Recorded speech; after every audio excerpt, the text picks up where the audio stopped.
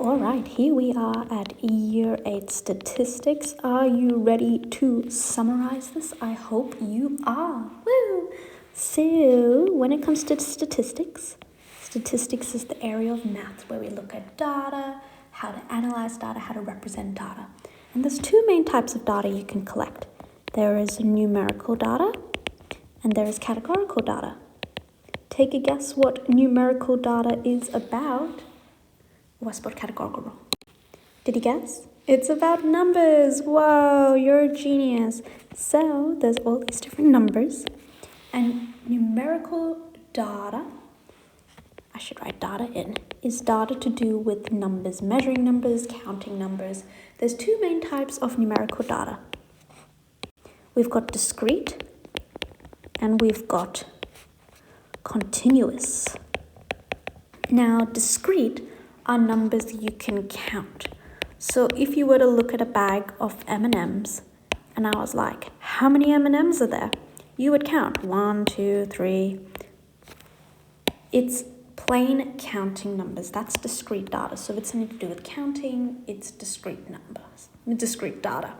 But if I was to say, measure, it's about measuring. So maybe weighing something, timing something, measuring something, that would be your continuous data. So the best way to think about it is, if you were to count your M&Ms, oh gosh, I'm trying to draw a ruler here and it's not working out. If you were to count M&Ms, could you get 4.5 M&Ms in a packet? 4 2/4 M&Ms, 4 6/7 of M&Ms in a packet. No, you can't, because you would count whole numbers. While it's continuous, you can get decimal points and things like that. So if that helps you remember, decimals allowed in continuous. If that helps you, hopefully it does, that'll help you get the difference whether a piece of data is continuous or discrete. Then we have got categorical data. And what's that to do with? You guessed it, categories. So if your data is like, what's your favorite color? And you're like, oh, pink, blue, green. It's categories, or like your favorite sport. If you can ask again a question and there's answers, it's most probably categorical data. So when it comes to displaying these forms of data, numerical data is normally shown in like a line graph, or you might have a stem and leaf plot, things like that. Whilst categorical data are in things like your bar graphs, you might have pie charts, you might have, I'm trying to think of other ones, divided by bar charts. That will be your categorical data. Another way of showing categorical data is through a frequency table. So a frequency table is a way of showing the amount of people who have picked something. Normally you've got your categories in the first column, a tally, and then you've got a frequency on the last column. So say you're going to go ask your aides, what are their favorite sports? This is what you got. So remember, a group of these tallies means 5. Got 3 dashes, it's 3. And then 10 people for pickleball. And let me tell you, it's a real sport. I found out about it today. And it's the fastest growing sport in the United States. So look it up if you want a little bit of fun. You can also have frequency tables for numerical data.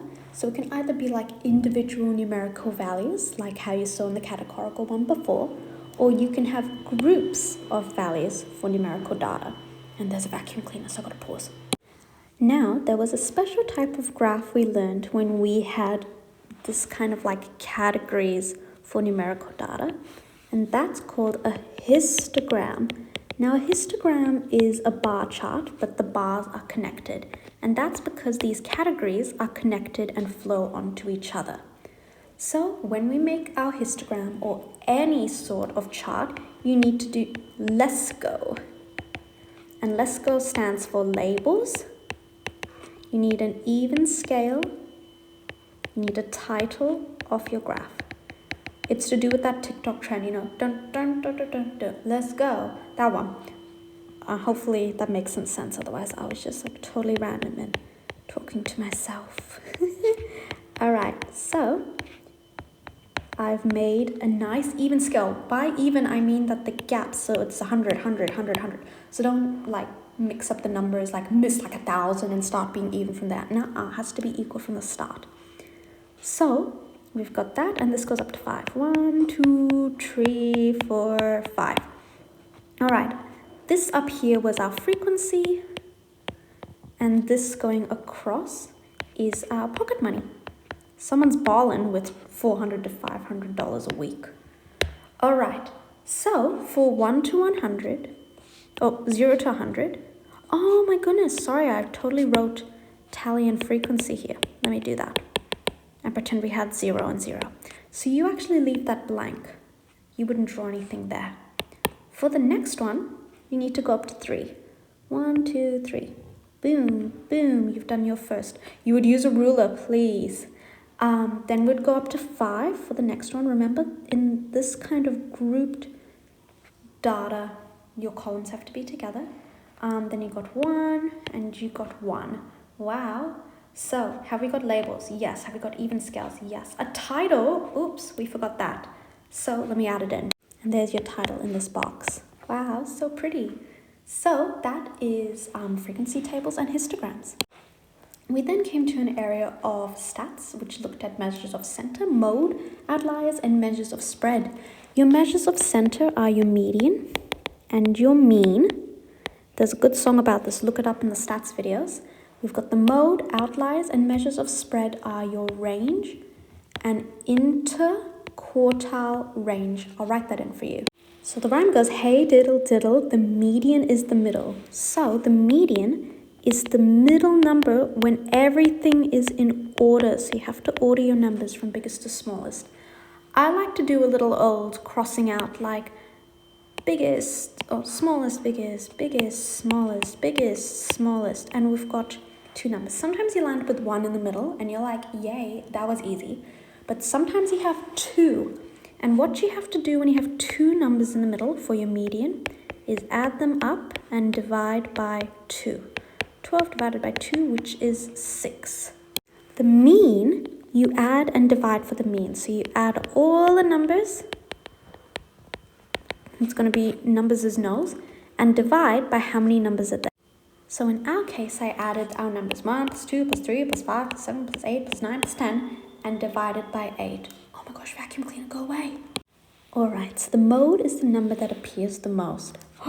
What do you know? In this list, 10 appears twice, so it appears the most. You might have numbers that both appear twice or appear thrice. You can write 2 modes or 3 modes, but if like every number is a mode, then it's not a mode. It has to be a number that appears the most amount of times. An outlier is a number which is significantly different, bigger or smaller than the rest. So in our case, 51 is the outlier. We also have the range.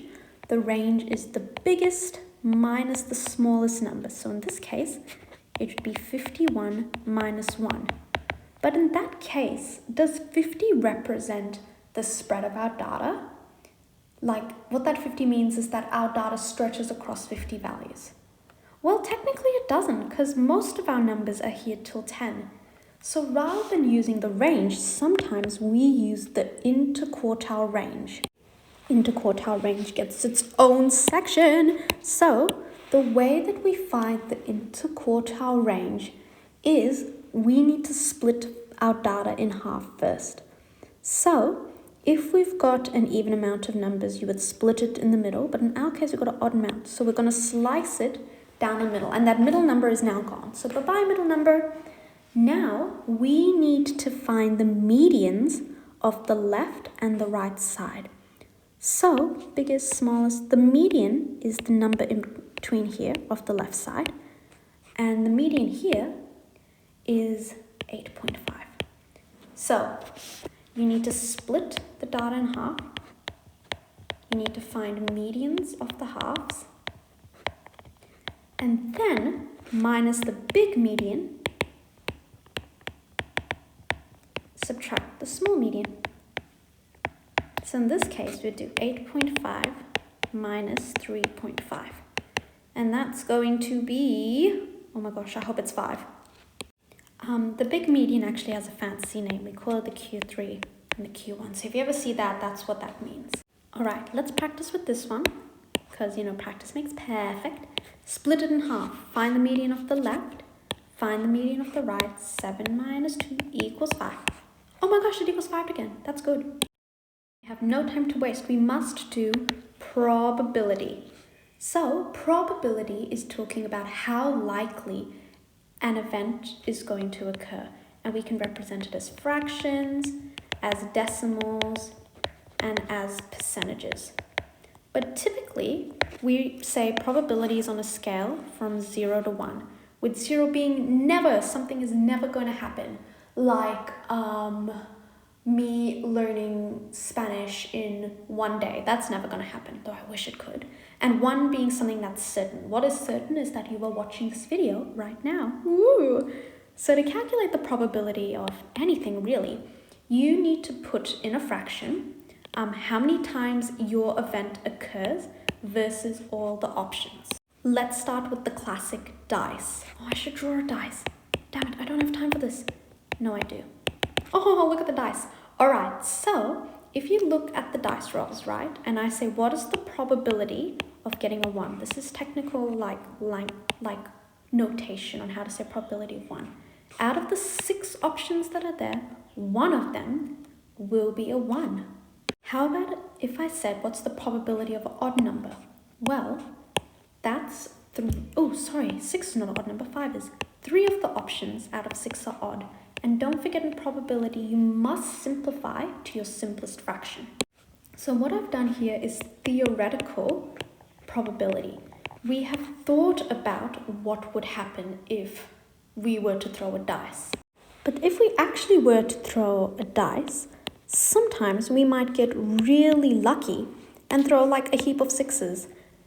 Theoretically, we should have only got 1/6 of the throws, but here, out of the 10 throws that we did, 6 out of 10 got us a 6. This is what we call experimental probability. It's probability we calculate after completing an experiment. Sometimes we use experimental probability to predict what would happen in the long term. So the classic question would be like, all right, so what's the probability of getting a 6 in 200 rolls based on your experiment? All you have to do is take your probability as a fraction and times it by how many events there are. So in this case, it'd be 6/10 times, and they're asking for 200. You give them 200. I'm just simplifying the fraction, so you have 120. So 120 of the rolls will be a 6. We predict from our experiment. All right, and then in year 8, you looked at 2 events. I'm first of all going to focus on how to show 2 events through a tree diagram and a sample space. So let's pretend the event is throwing a coin and throwing a dice. On the coin, you can have heads and tails. And then on the dice, you can have 1, 2, 3, 4, 5, 6. 1, 2, 3, 4, 5, 6. You just made a tree diagram. You are showing the branches to one option and then showing to the rest of the options here. I have also represented this tree diagram as a sample space table where you can see the options heads 1, heads 2, heads 3, heads 4, etc.